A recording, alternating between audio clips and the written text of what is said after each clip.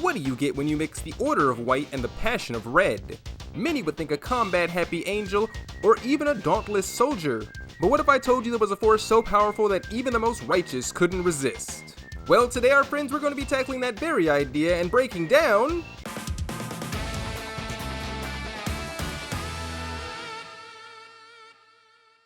Alright, so what the heck is Voltron?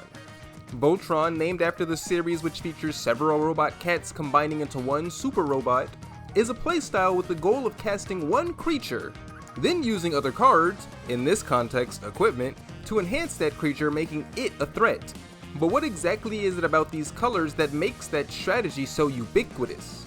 Well, for one, in EDH, hitting an opponent for 21 commander damage is far easier than hitting them for 40, and aggro decks need to succeed quickly, lest they get dunked by the combo player.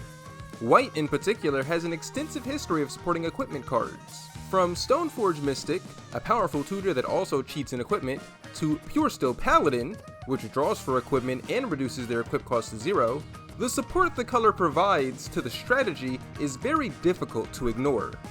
Red offers less in terms of equipment synergy, but has their own means of supporting artifacts, and the more aggressive strategy of swinging for lethal through damage doublers like Jessica Thrice Reborn. With all these boons, what remains most important to these colors is still attacking, and legends like Akiri, Fearless Voyager, and Wylith, Soul of Steel, offer a Pavlovian incentive to swing in every turn.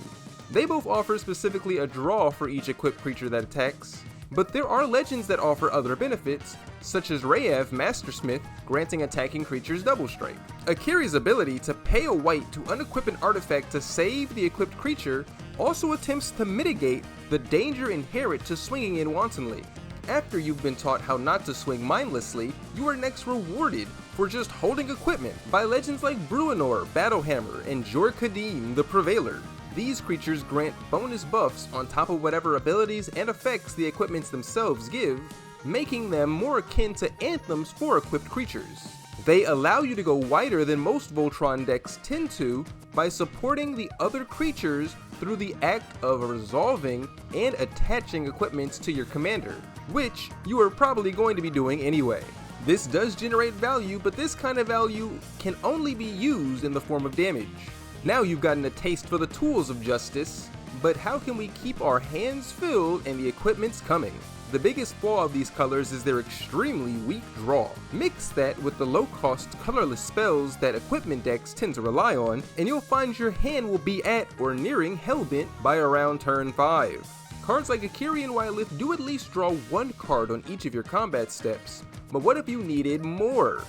Well, for that you're going to have to dig. Digging up artifacts is a centerpiece of the Lorehold house on Arcavios. We don't get many chances to praise Strixhaven, so we'll take it when we can. It just works so well as a pseudo-Ravnica. The idea behind this digging is derived from excavation and legends like Astor, Bearer of Blades, and Nahiri, Forged in Fury, are both very aligned with this red-white philosophy. Nahiri leans closer to impulse draw, with a huge equipment upside, letting you exile the top card of your library when an equipped creature you control attacks, and permitting you to play it this turn, but then lets you cast equipments exiled this way for free. Aster goes for a more traditional dig, looking at the top 7 of your library and putting one equipment or vehicle from them into your hand before putting the rest at the bottom. This isn't a fast process when compared to the draw power of other colors, but if they can be used well, they can both accrue huge gains. Nahiri exiles a card for each equipped creature attacking, allowing you to choose how deep you want to go, and Aster can easily be blinked every turn, making a deck built around their goals a match for even a blue deck. But with how dangerous combat is, how can you protect your equipped creatures? The correct answer is hexproof and protection from colors and card types, but these aren't enough to stop a board wipe. In order to avoid the aggro player's bane, you'll need some form of grave interactions, facilitated through Cole, Forge Master, and Tiana, Ship's Caretaker. Cole checks if the creature being sent to the graveyard was equipped and returns them to your hand if they were, while Tiana returns the weapon from the yard to your hand at the next end step. Both can be invaluable when you would otherwise be looking at losing an entire game's worth of progress when, again, time is not on your side. This is how red and white grew such a reliance on equipment, and through this became known as the equipment colors. It is because the aggressive nature of the colors melds seamlessly with the efficient and diverse abilities of equipment cards. With all that you've learned here, we hope you feel ready to take on something as daring as piloting an aggro deck. Remember what we taught you, and don't forget to pack a few extra aces to secure your victory. Now, anybody interested in nothing but winning, we hope you learned something, and remember to like and leave a comment below. Now for the rest of us, we know there is more to Equipmentron than just beating face. That's right, it is also prevalent to beat face fast. While we showed you some of the most popular choices for Commander, we now want to go over our favorites in this role.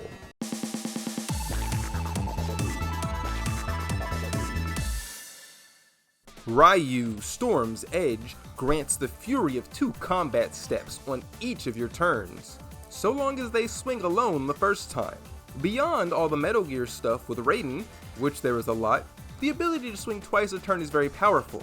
First Strike does make survival more likely, but paired with equipment, anything from a simple 3-power pump to a nightmarish double strike, and this thing starts removing players as fast as it removes blockers.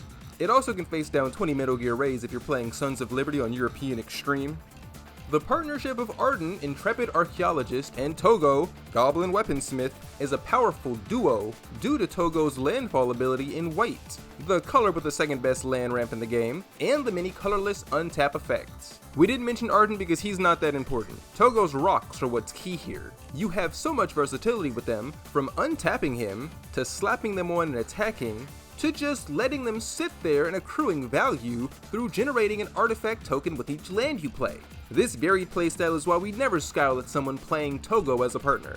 This was our take on the timeless Boros equipment deck. We know we focused more on Boros than we did equipment, but if we missed anything else, let others know in the comments below. We want to take this time to thank everyone who watched this and the last video. You guys are really something.